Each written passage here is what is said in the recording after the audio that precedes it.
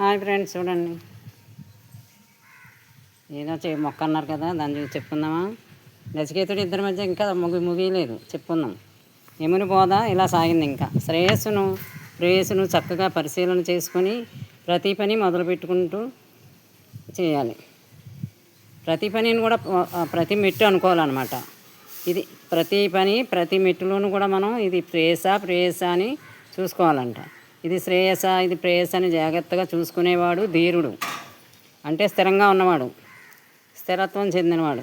మనసు స్థిరత్వం కోల్పోయినటువంటి వాడు, కోల్పోయిన కాదు, స్థిరుడు అంటే ఎలాంటి వాడు? మనసు స్థిరంగా ఉన్నవాడు, స్థిరత్వాన్ని కోల్పోనటువంటి వాడు. చేసే పని ఇది ఎలాగా స్థిరంగా ఉంటాడో, ఇది చెడ్డది, ఇది శ్రేయస్సు, ఇది శ్రేయ మార్గం, ఇది మనకు తీగా బాగానే ఉంటుంది, కానీ ఇది వద్దు, శ్రేయ మార్గంలో వెళ్దాం అనుకుంటాడంట. ఆడు ధీరుడు.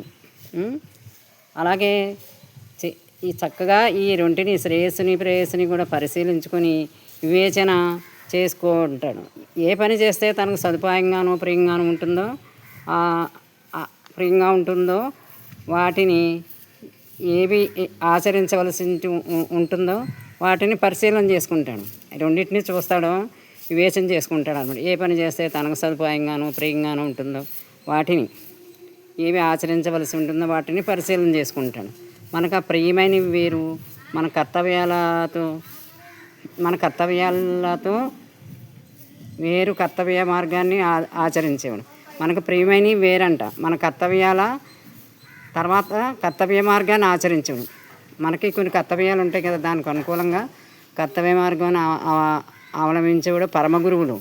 వాళ్ళు ప్రియమని వేరు, అవి ప్రియమని వాళ్ళు చేయరు. కర్తవ్యానికి ఏదైతే మనకి పనికి వస్తుందో కర్తవ్య మార్గాన్ని మాత్రమే ఆచరిస్తారనమాట పరమ గురువులు మార్గంలో ఉన్నట్టు. ఇలా చేసుకునేవాళ్ళు శ్రేయ మార్గంలో ఉన్నవాళ్ళు పరమ గురువుల మార్గంలో ఉన్నట్టు. ప్రియమైన వాటిని ఆచరించే మార్గమును అవలంబించేవారు క్రమంగా పొందుతారు.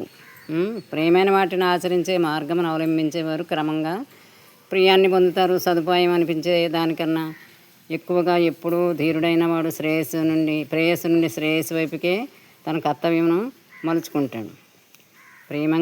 వారు క్రమంగా ఎలా పొందుతారు? తనకు సదుపాయం అనిపించే దానికన్నా సదుపాయంగా ఉందని చేసేరు. ఎక్కువగా ఎప్పుడూ ధీరుడైన వాడు ప్రేయస్సు నుండి శ్రేయస్సు వైపుకే తన కర్తవ్యమును మలుచుకుంటాడు. ప్రేమగా ఉంది, లేకపోతే ఇష్టంగా ఉంది, రుచిగా ఉంది అన్నది పట్టించుకోడు. ఏం చేస్తాడు?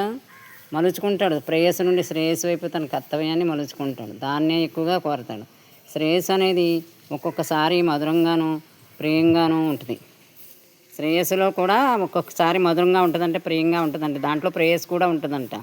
శ్రేయస్సు అనేది ప్రేయస్సుగా కూడా ఉంటుంది. సంగీతం, గీతవాద్యాలు మనోహరంగా ఉంటాయి, అది ప్రేయస్సే కదా. ప్రియంగా అందరికి ఇష్టమే. మనసును ఏకాగ్రం చేసి దైవం మీద నిలబెట్టడానికి సహాయం చేస్తాయి. ఇది శ్రేయస్సు. అంటే ప్రేయస్సు కూడా ఉందన్నమాట. శ్రేయస్సులో కొన్ని ప్రేయస్సులు కూడా ఉంటాయి. అందుకని శ్రేయ మార్గం ఎంచుకున్నారనుకోండి, దాంట్లో మనకి ఇష్టమైనవి ప్రియమైనవి కూడా ఉంటాయి అన్నమాట. అందుకని ధీరుడైన వాడు, బుద్ధివంతులు, తెలివైన వారు ఏం చేస్తారు? శ్రేయ మార్గాన్ని మాత్రమే ఎంచుకుంటారు. శ్రేయ మార్గాన్ని ఎంచుకుంటే అది ఇది రెండూ ఉంటాయి. ధీరులు, బుద్ధిమంతులు, తెలివైన వారు, నచికేతులు లాంటి వాళ్ళు దాన్ని ఎంచుకుంటారు. మరి మనం కూడా దాన్ని ఎంచుకోవాలి. రెండు మార్గాలు చెప్పారు. ఇంకా ఇలాంటి ఎన్నో ఎంతంత సునిశ్చితమైనటువంటి మాటల్లో కొంచెం కష్టంగా ఉన్న కథారూపంగా కూడా వినొచ్చు, విని అర్థం చేసుకోవచ్చు. చిన్న బాలుడు యమధర్మరాజుతో ఎంత ధైర్యంగా మాట్లాడుతున్నాడో, ఎలా అడుగుతున్నాడో, డిమాండ్ చేస్తున్నాడో. నువ్వు ఇస్తానన్నావు ఇవి, నాకు ఇవేమీ అక్కర్లేదు, నువ్వు ఇస్తానన్నావు ఏమి, నాకు కావాల్సింది నేను ఏదైతే అడిగానో అదే ఇవి. ఇన్ని చెప్పినా సరే శ్రేయ మార్గంలోనే వెళ్తానంటాడు. శ్రేయ మార్గం గురించి ఇంకా ఎన్ని చెప్పాలో అన్నీ చెప్పినప్పుడు దాన్ని ఎంచుకుంటాడో ఏం చేస్తాడో ముందు ఇందాం. ఎలా ఉంది? బాగానే ఉంటుంది. ఇదిగో వాతావరణం ఇలా ఉంది, ఇప్పటి వరకు ఎండ కాల్చింది, ఇప్పుడు ఎలాగా అయినా అందులోనే మనం కూడా మన శ్రేయస్సు చూసుకుంటూ ఉండేయడానికి కూర్చొని ఇప్పుడు చల్లబడ్డాక బయటకు వచ్చి ఎలా పనులు చేసుకుంటున్నాం, అలాగా ప్రతి ఒక్కరూ శ్రేయ మార్గాన్ని ఎంచుకోవాలి. ఇష్టంగా ఉంది కదా అని అస్తమానం ఏసీలో కూర్చుంటే ఎంత నష్టమో. అది శ్రేయస్సు కాదు, ప్రేయస్సు. అది శ్రేయస్సు కాదు. అందుకని మన ప్రతి మెట్టులోనూ ప్రతి పనిలోనూ రెండు బ్యాలెన్స్ చేసుకుంటూ శ్రేయ మార్గమా ఇది ప్రేయ మార్గం అని ప్రతి మెట్టులోనూ చూసుకోమంటున్నారు. మనల్ని కూడా చూసుకోమంటున్నారు. ఇది నిజం కదా. మరి సరే ఉందామా? రేపు మళ్ళీ ఇంకొకటి చెప్పుకుందాం. బాయ్.